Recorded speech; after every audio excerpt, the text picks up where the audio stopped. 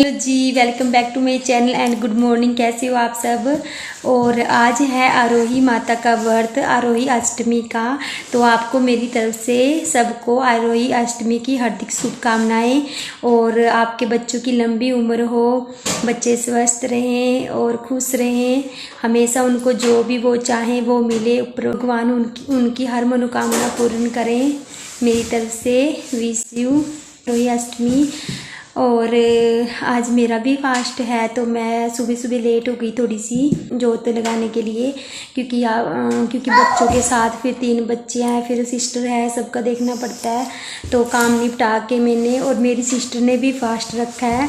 वैसे तो मैं उसको मना कर रही थी क्योंकि अभी दवाई चल रही है, बीमार है, पर वो बोल रही है कि मैं भी फास्ट रखूँगी। तो चलो, मैंने कहा ठीक। आज मैं दिखाऊंगी आपको कि कैसे हमारे आरोही अष्टमी का व्रत करते हैं, क्या क्या करते हैं। जैसे करवा चौथ मनाते हैं वैसे ही आरोही अष्टमी का व्रत भी करते हैं। जैसे पर करवा चौथ का व्रत है जो चांद को देख के खोला जाता है, और आरोही अष्टमी का जो व्रत होता है वो तारों की छाँव में खोला जाता है, जब तारे आ जाते हैं। तो आज मैं बहुत ज़्यादा खुश हूँ, मैं अपने बेटे के लिए रख रही हूँ व्रत। तो भोलेनाथ मेरा व्रत सफल करें, अच्छी तरह से हो जाए सब कुछ। और आपको दिखाऊंगी मैं। अभी तो मैं बस माथा टेकने के लिए आई थी, और ये मैंने सूट डाला है आज, मैं दिखाती हूँ आपको।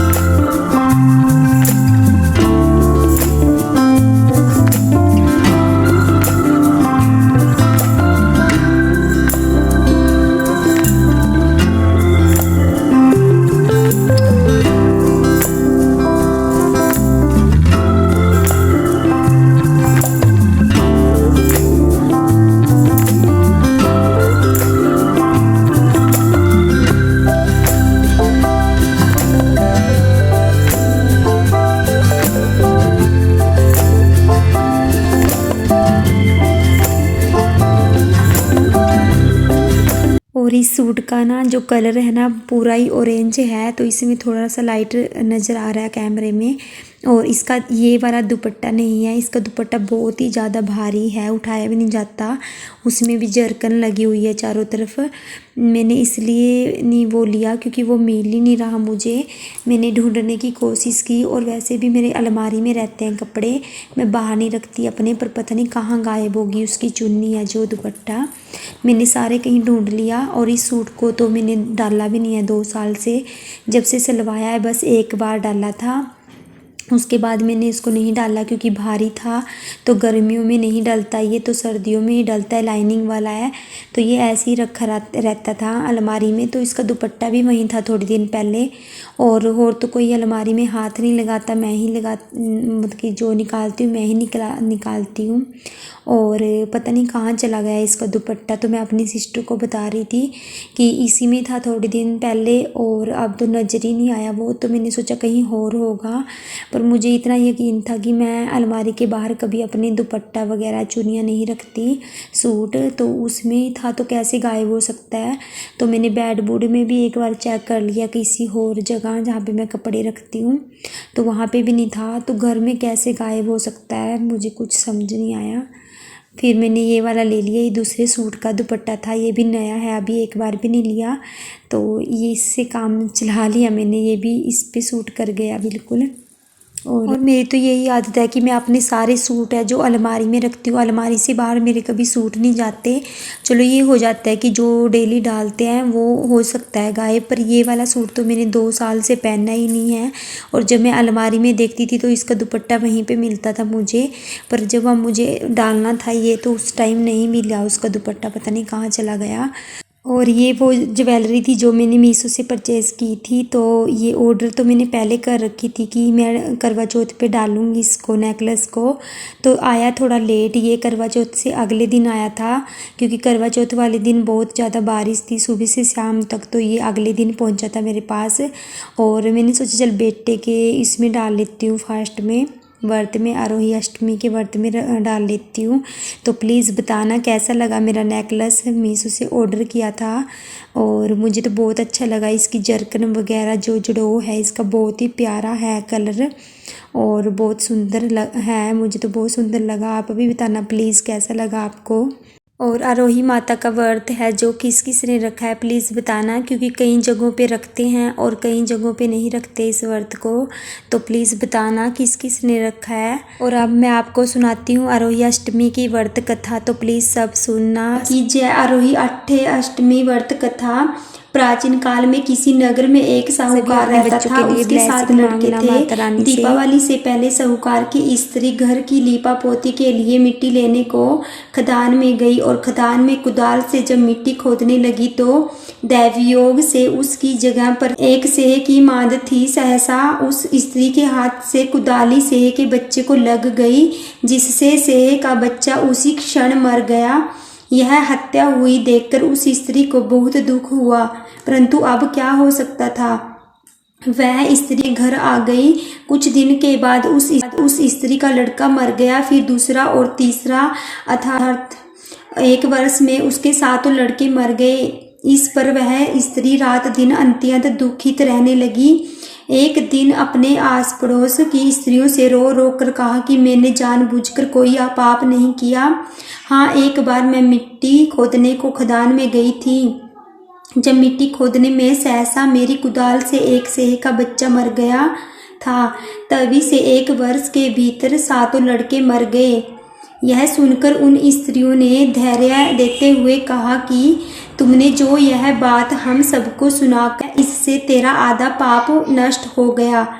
सो अब तुम उस अष्टमी को भगवती की शरण लेकर सह और सेह के बच्चों का चित्र बनाकर उनकी पूजा किया करो और क्षमा याचना करो। ईश्वर की कृपा से तुम्हारा समस्त पाप धुल जाएगा और तुम्हें पहले की तरह से ही पुत्रों की प्राप्ति हो जाएगी। उन सब की बात मानकर उसी स्त्री ने कार्तिक मास की कृष्ण पक्ष की अष्टमी को व्रत किया तथा हर साल व्रत वे पूजन करती रही। फिर उसे ईश्वर की कृपा से पुत्र प्राप्त हुए। तभी से इस व्रत की परंपरा चली आ रही है। जय आरोही अष्टमी माता जाओ। आरोही माता सबके बच्चों को खुशहाल रखना, स्वस्थ रखना, तरक्कियों को छुएं और खुश रखना, लंबी उम्र करना। माता रानी जाओ। तो आपको ये कथा मैंने इसलिए सुनाई है क्योंकि जितना इसको पढ़ने से पुण्य मिलता है और उससे ज़्यादा सुनने वाले को पुण्य मिलता है। तो मेरी बहनों ने जिन्होंने तो व्रत रखा होगा तो उन्होंने तो पढ़ ली होगी, पर जिन्होंने व्रत नहीं रखा होगा तो ये आप इस कथा को सुनेंगे तो आपको पुण्य मिलेगा, सुनने का भी पुण्य मिलता है। और मैं चाहती हूँ कि आपके बच्चों की भी लंबी उम्र हो, आपके बच्चे भी खुशहाल रहें, जीवन की हर एक खुशी मिले आपके बच्चों को भी, तरक्कियों को छुएं आपके बच्चे।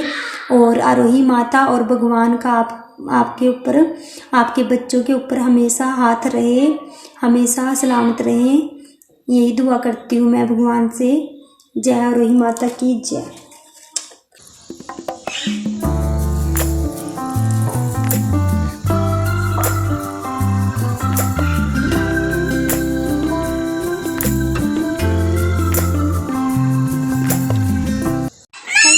Good evening. और बच्चे बहुत शरारतें करते हैं।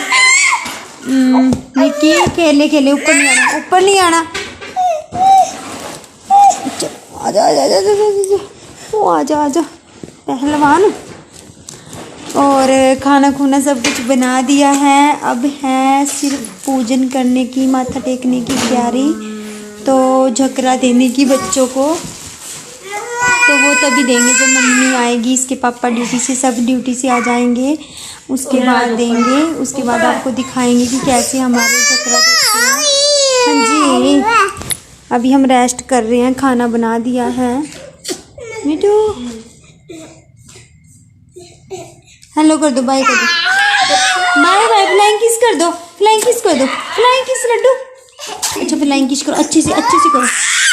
क्या हाल कर दिया मिट्टी में। और मैंने रिंग्स वगैरह उतार दिए थे क्योंकि मेरे से इतने भारी नहीं पहने जाते।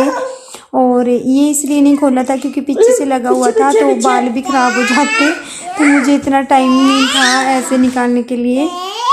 तो मेरी सिस्टर बोल रही थी कि रहने दे इसको, बाद में उतार देना। और ये देखो पर लड्डू भूख हो रहा है मम्मा के, जब खिलाना तब खिलाते नहीं इसको। वो बेचारी इतनी बीमार है, उसी के ऊपर पड़े हैं। लड्डू। और यहाँ पे सब घर वाले आ गए थे, जीजू मम्मी और मेरे हस्बैंड सब आ गए थे ड्यूटी से। तो यहाँ पे अब बस जकरे देने लगे थे बच्चों को। तो मम्मी ने हम दोनों को दे दिया था जकरा, सबसे पहले मम्मी ने मेरे को और इसके पापा को।